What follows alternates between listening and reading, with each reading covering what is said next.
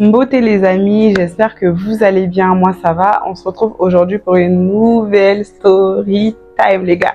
Comme d'habitude, prenez quelque chose à manger, quelque chose à boire et installez-vous parce que voilà, ça risque d'être très chaud en fait les gars. Donc voilà.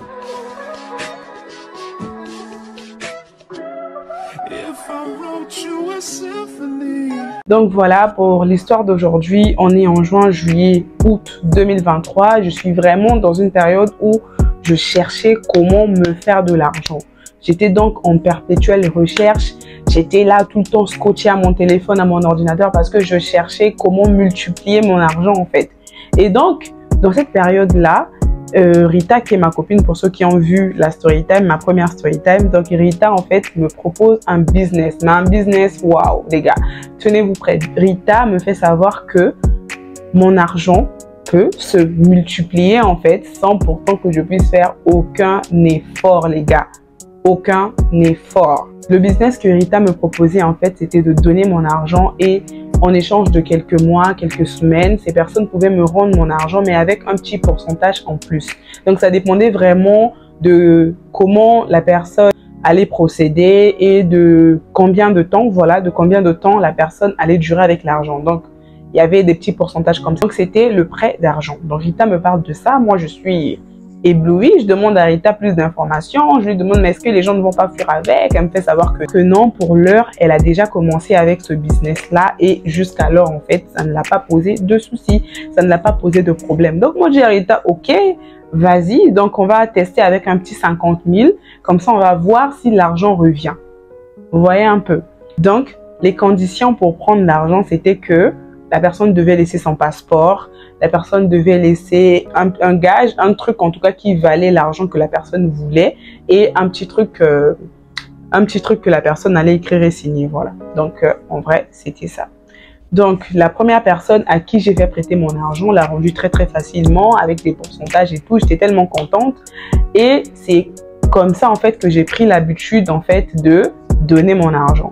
Et c'est à ce moment que Rita me fait savoir que écoute, vu que moi, j'ai déjà plein de contacts, donc à chaque fois qu'il y aura quelqu'un qui va vouloir de l'argent, moi, je te mettrai en contact avec la personne, soit je gère avec la personne, et puis toi, tu n'auras qu'à donner l'argent, et puis on attendra que l'argent revienne. Donc moi, je dis, un business où je fais rien, je suis là, je suis allongée, où les gens, je donne mon argent, les gens vont faire je ne sais quoi avec, s'ils vont faire le boucan pour certains, et puis vous me remettez mon argent, mais il n'y a pas de souci, frère, enfin, il n'y a pas de souci, il n'y a pas de souci, en fait. Donc, c'est ce que je faisais. Donc, j'ai donné mon argent et ça a commencé comme ça. La première fois que ça a fonctionné, la deuxième fois ça a fonctionné, la troisième fois ça a fonctionné et je commençais à m'habituer à ce train de vie-là. En fait, c'est que je donnais mon argent pour 2 semaines, j'avais un pourcentage, pour 1 mois j'avais un pourcentage et vraiment, j'avoue que ça m'aidait beaucoup. Mais non, comme toute histoire, toute story time, on ne peut pas venir vous raconter ça comme ça. Moi, vous connaissez mes histoires. Je ne peux pas venir vous raconter ça comme ça. Donc, il faut toujours qu'il y ait un truc.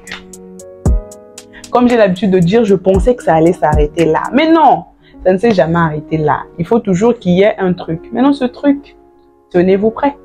Tenez-vous prêts parce que je vous en parle tout de suite, les gars.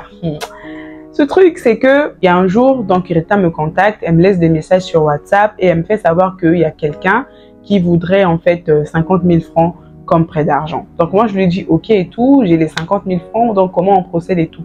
Elle me dit mais il y a une condition, c'est que la personne en fait elle a l'habitude déjà de venir prendre de l'argent chez moi, sauf que cette fois-ci la personne en fait n'a pas de gage. Donc la personne n'a pas comment on appelle ça, un gage, un truc pour donner comme ça.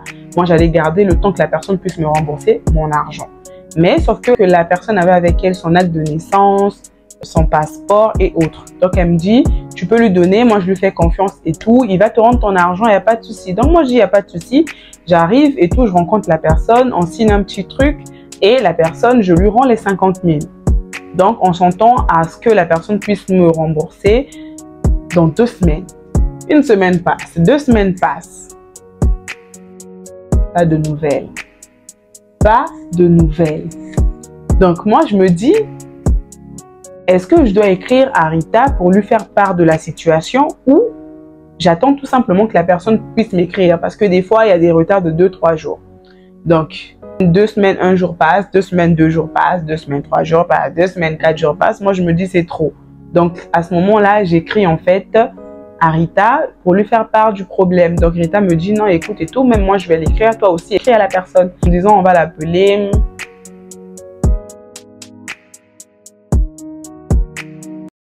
Xavier. Donc, on va appeler la personne Xavier. Donc, moi, je dis à Xavier, j'écris à Xavier, je dis à Xavier, mais écoute, non, pas Xavier, Xavier, c'est trop, ça pèse. Ça pèse, hein.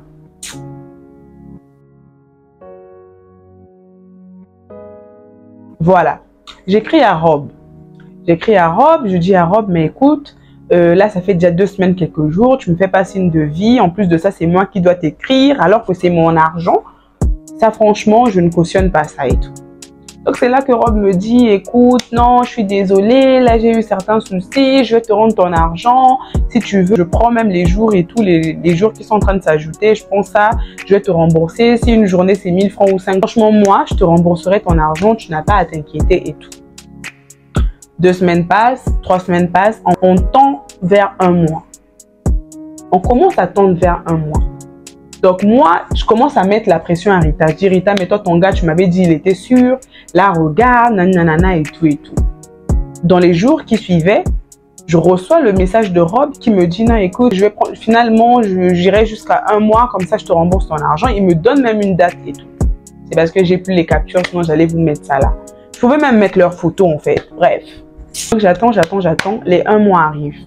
Quand les 1 mois arrivent, toujours pas de signe de vie. Moi, donc, j'écris naturellement à Rob. Je lui dis, mais en tout cas, là, tu es en train de te foutre de ma gueule. Tu te fous de moi, en fait, parce que moi, je t'ai fait confiance. Je t'ai donné mon argent sans gage, ni rien du tout, en fait. Tu m'as rien donné. Moi, je te donnais mon argent avec quelques papiers que tu peux même refaire, en fait. Parce que quoi, on m'a parlé de toi, on m'a dit que tu étais quelqu'un de gentil, nanana. C'est là que, comme d'habitude, il a commencé à s'excuser. Il a commencé à demander pardon. Il m'a dit vraiment, excuse-moi et tout. Là, je connais des contretemps, nanana et tout. Mais je dois te parler de quelque chose et tout, et tout, et tout. Et là, je vois un message digne d'un film rocambolesque. Un message digne des hommes trompeurs. Un message digne de la sorcellerie. Parce qu'il n'y a que des gens sorciers pour faire ça. Donc, un long message. Et dans ce long message, en fait, il me fait comprendre que non. En fait, c'est pas lui qui a bouffé cet argent. C'est même pas lui qui a prêté. Il a pris cet argent pour son pote. C'est son pote qui lui avait demandé de venir, en fait, prêter cet argent à son nom.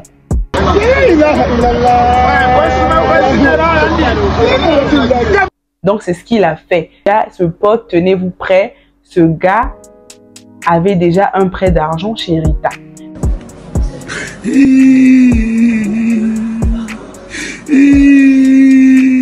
Donc, il devait déjà à Rita. Et comme il ne pouvait plus demander à Rita de l'argent, donc il est passé par son ami Rita, ne sachant pas que Rob venait en fait pour prêter de l'argent au nom de l'autre gars.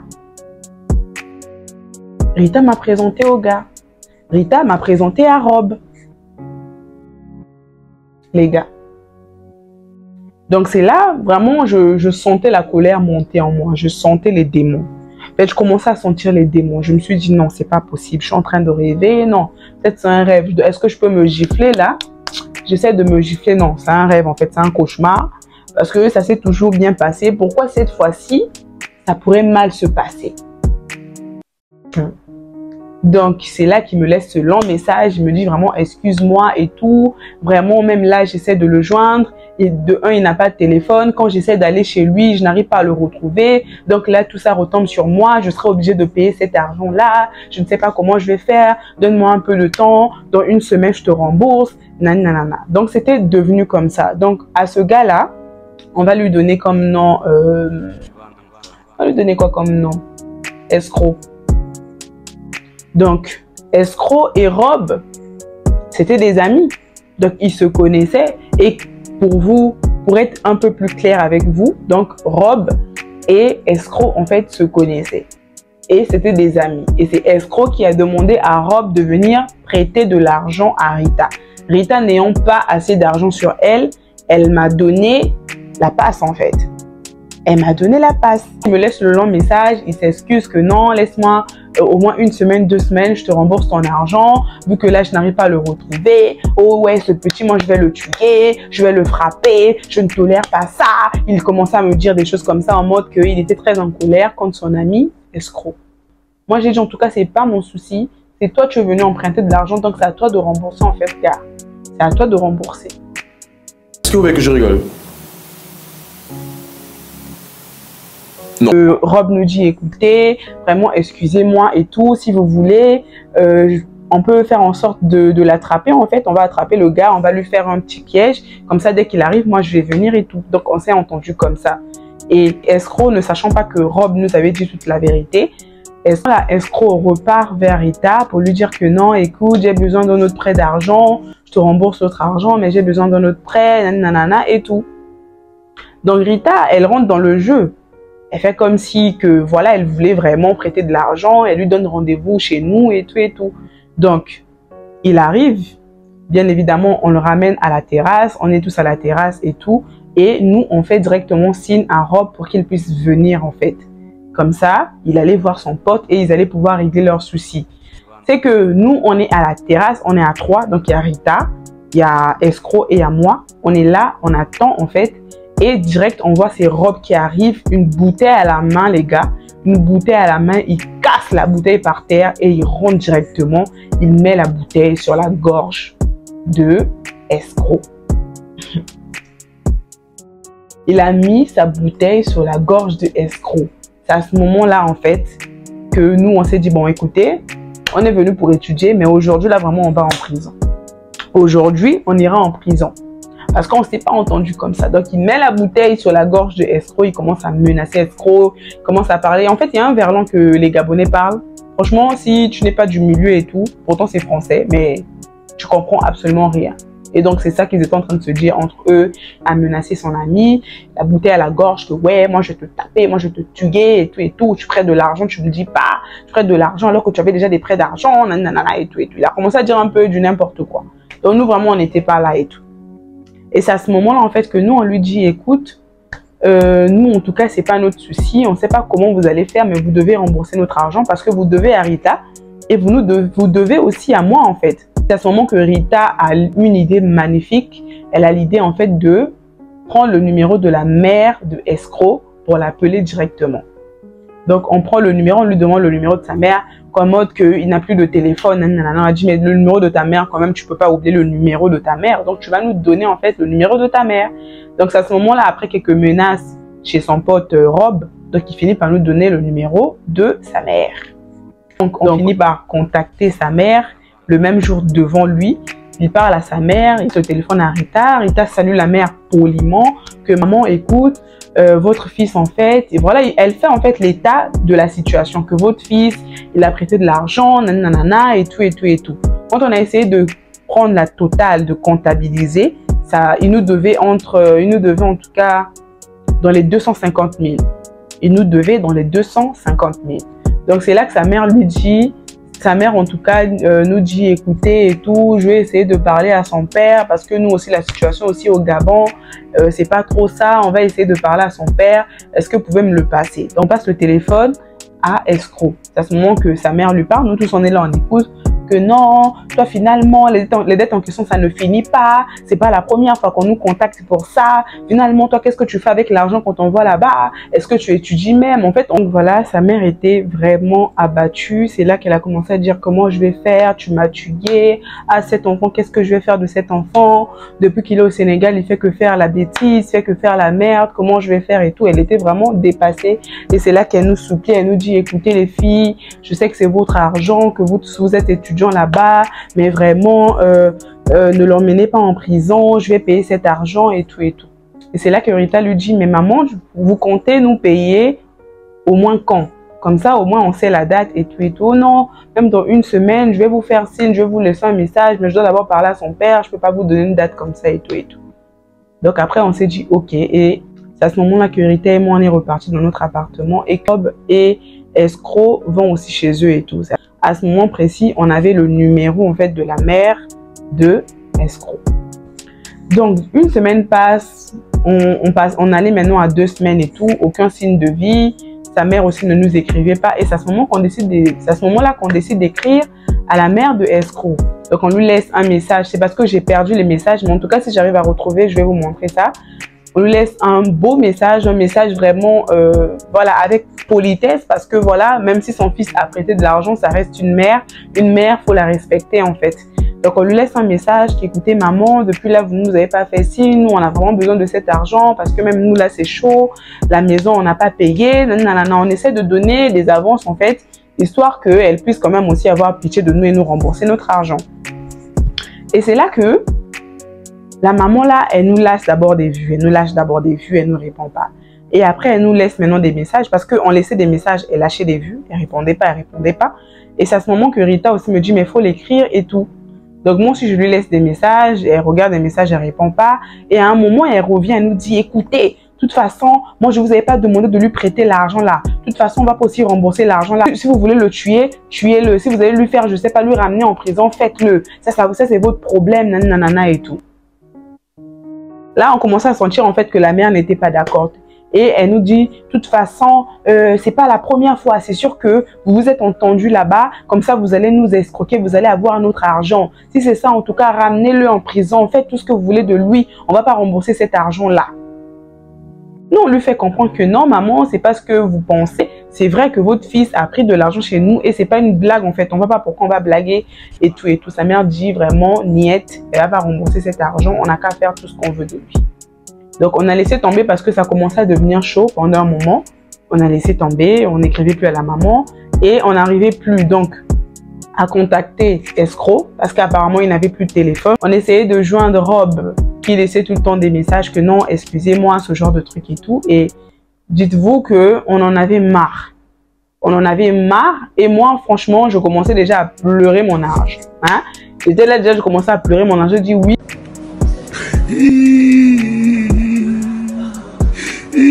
En tout cas, les 50 000 là sont partis dans l'eau. J'ai perdu mon argent. En plus de ça, je n'avais aucun truc comme gage. Je n'avais ni ordinateur. Franchement, ça a été, pendant que j'y pense, pendant que je raconte l'histoire, ça a été très, très stupide de ma part de prendre aucun truc en fait. Même si on m'avait rassuré, ça a été très stupide de ma part en tout cas. On réécrit la mère en fait. Après peut-être 2 semaines ou 3 semaines, on réécrit la mère que maman, écoute, on revient encore vers vous. En tout cas, si ça continue comme ça, nous aussi on est fatigués parce qu'on a besoin de notre argent. Donc, on va porter plainte. Nous, on va porter plainte contre votre fils. Tout ce qu'on va faire de lui ici, vraiment nous, ça sera plus de notre ressort parce qu'on vous a parlé. On a parlé à votre petit garçon aussi, mais il ne veut rien savoir. De toute façon, il n'a même pas le téléphone. Même vous, vous n'arrivez pas à le contacter. Donc, combien de fois nous? Donc, à ce moment-là, Rob aussi, il gérait plus nos messages. Et escroc, déjà qu'il n'avait pas de téléphone. Donc, je ne sais pas s'il n'avait pas de téléphone ou bien il avait vendu. En fait, je ne sais même pas. Je ne connaissais pas sa vie. Donc, Rob, on n'arrivait pas à le joindre. Donc, à ce moment, on écrit à la maman. Donc, vraiment, maman, nous, on va porter plainte contre votre fils parce que votre fils, en fait, on a l'impression qu'on ne va jamais le retrouver. Et nous, on n'a que votre numéro. Donc, nous, on va porter plainte. On va laisser toutes les informations, tout ce dont on connaît. Elle nous dit, c'est pas grave, portez plainte, faites ce que vous voulez. Mais moi, si on fait du mal à mon fils, vous aussi un jour, vous serez des mamans. Vous allez voir, nanana, comme si elle nous jetait des malédictions. Vous voyez un peu? Comme si elle nous, voilà, comme un peu des malédictions. C'est parce que je peux pas retrouver. Là, j'ai plus ces messages, sinon j'allais vraiment vous montrer. Donc, elle nous dit ce genre de choses. Nous, on lui dit, maman, écoute, tout ce que vous dites, en fait, ça sera nul et sans effet. Parce que nous aussi, comme vous le dites vous-même, vous priez Jésus. Nous tous, on prie Jésus ici. Donc, vraiment, votre fils, il est fautif. Nous, on va porter plainte, nanana. En fait, en vérité, on n'allait même pas porter plainte. On faisait ça, en fait, en quelque sorte, pour mettre la pression à sa mère. Comme ça, escroc allait nous rembourser notre argent. Si ce n'était pas escroc, au moins, ses parents allaient rembourser notre argent. Et on les avait même dit qu'ils pouvaient rembourser par tranche, en fait. Au lieu de rembourser les 250 000 du coup, ils pouvaient rembourser par 50-50 ou même 100-100. Donc, c'est ce qu'on les avait dit. Sa mère passe même le téléphone à sa mère, à elle, donc la grand-mère de escroc, qui commence à nous dire, ouais, on connaît vos jeux, on sait que vous avez l'habitude de faire ça, c'est sûr que vous vous êtes entendu avec escroc, comme ça vous allez bouffer notre argent, le garçon l'a fait ce que vous voulez de lui, mais s'il a mal, s'il meurt là-bas et tout, vous allez voir, nous on prie Jésus, vous aussi vous aurez des enfants un jour, vous allez voir, nanana et tout et tout. Donc à ce moment, on était vraiment choqués. On lui a dit, mais écoutez, madame, ne cherchez pas à ce que qu'on devienne impoli, hein, parce que vraiment, si on veut devenir impoli, on va devenir impoli. On sait que c'est pas ce qu'on lui avait dit, hein, mais c'est ce qu'on se disait entre nous. Vraiment, on vous respecte, mais c'est pas pour autant que vous allez commencer à maudire les gens alors que c'est votre fils qui est fautif. En soi, je comprends la mère en fait. C'est même pas sa faute. C'était même pas de sa faute. C'est son fils qui avait prêté de l'argent et c'était même pas la première fois en fait. Donc, elle était fatiguée, elle et son mari, de rembourser l'argent à chaque fois que cette fois-ci là, elle pensait que c'était une blague en fait, ou tout simplement que voilà, qu'on s'était entendu avec son fils. Donc de là, nous on n'écrivait plus à la mère, escroc. Jusqu'à l'heure d'aujourd'hui, il n'a jamais pu rembourser notre argent. Rob, il n'a plus jamais répondu à nos messages. D'ailleurs, j'ai même perdu son numéro. Donc tout ce qui nous restait, c'était l'ordinateur qu'il avait laissé à Rita et le passeport. Donc vu que l'ordinateur il a été donné à Rita, Rita, je ne sais pas qu'est-ce qu'elle en a fait. Je pense qu'elle l'a vendu.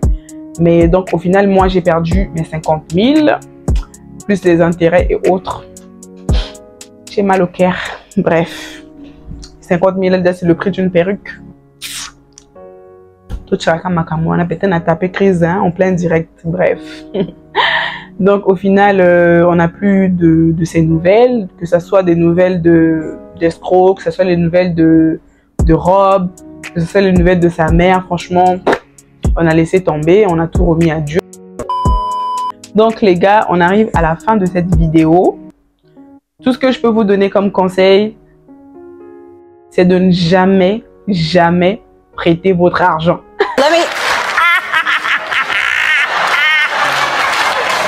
Ne prêtez jamais votre argent, les gars. Ne prêtez jamais votre argent. Il est mieux de donner de l'argent à quelqu'un en mode la personne vient te demander, tu lui donnes parce que voilà, tu en as les moyens, tu as les moyens de lui donner. Mais ne prête jamais ton argent parce que prêter l'argent, ça peut gâcher des amitiés, ça peut gâcher des relations.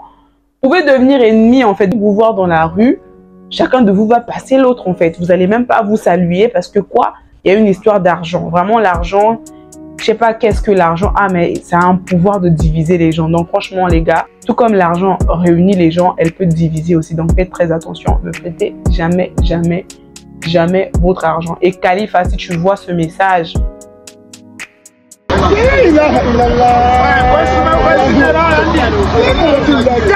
et Khalifa, si tu vois cette vidéo, si tu tombes sur cette vidéo un jour, sache que là où tu as mis les doigts,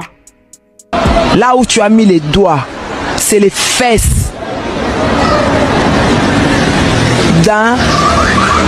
Tu as mis les doigts dans le fesse des Koba.